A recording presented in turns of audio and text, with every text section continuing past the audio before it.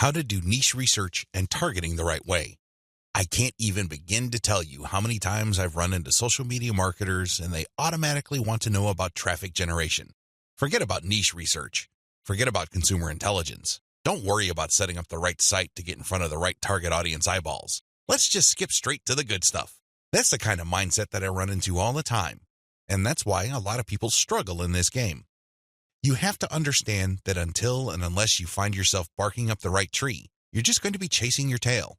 I know I'm using a lot of dog analogies, but these are the most appropriate.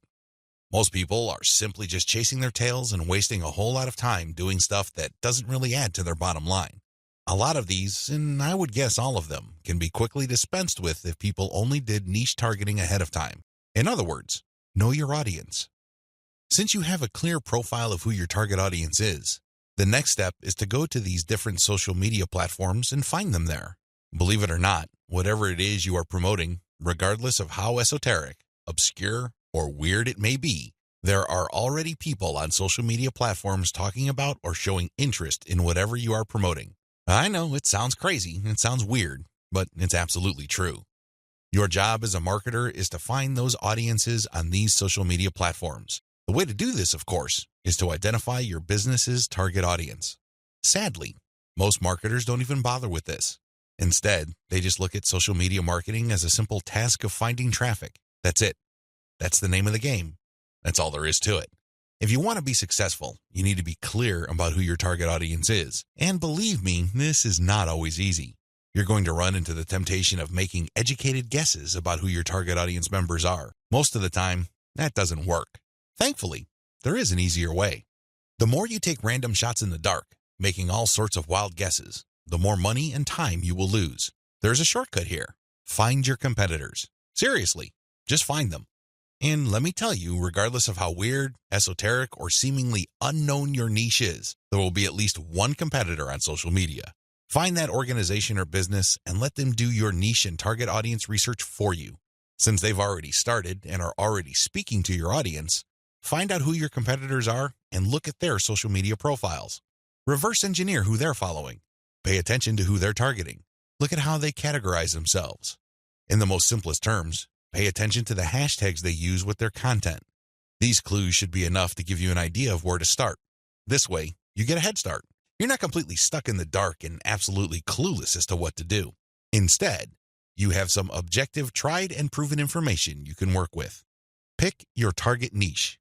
You have to remember that every business can be positioned in at least one of two ways. The bigger your niche, the more angles you would have at your disposal. You can look at different subsegments of your niche. You need to understand how this works because you might think you have a clear niche, but it may well turn out that there are many different layers or tiers to that niche. There might be different subsegments there. You should have a clear understanding of what your niche is generally and what subsegments exist within that larger niche. Again, you can reverse engineer your competitors to take a stab at this. Regardless, you need to do this. You need to get this information. Now that you have an idea of what your target niche is, go to the different platforms like YouTube, Facebook, Twitter, and Pinterest. Now, look at whether these places have sizable content areas or messaging areas like Facebook pages, groups, Google Plus communities, Twitter hashtags, Pinterest pinboards, and existing YouTube channels. Pay attention to these places and see if your niche is big enough on those different platforms. If you notice that a particular platform doesn't really feature that much content for your specific niche, this is a red flag. The demand may not be there. The audience size might not be worth your while. On the other hand, if you see there's a lot of videos regarding the topics that you're going to be hitting, this may be a good sign. But you need to do another level of analysis. Pay attention to the number of competitors you have.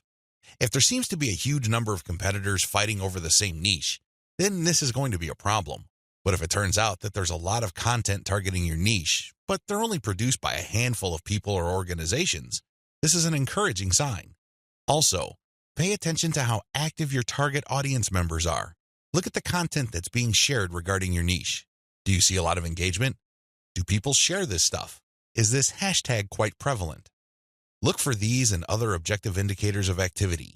When you wrap your mind around these indicators, then you should have a clear idea of whether you should target your niche at a particular platform or whether you should ignore a platform altogether. List out your niche indicators. While you're doing reverse engineering, Pay attention to how your niche is indicated on platforms. These involve hashtags, categories, keyword targets, labeling patterns, and tags. Use these to do the analysis I described above. Again, in any niche, there are sub-niches. So your goal here is to find a sub-niche or a way of positioning your content so you don't run into a ridiculous amount of competition. You're still tapping into a sizable pool of demand, but you're not making things impossible for yourself by running headlong into well-entrenched professional competition. You will probably need to keep experimenting with different sub-niches until you find one that is promising enough.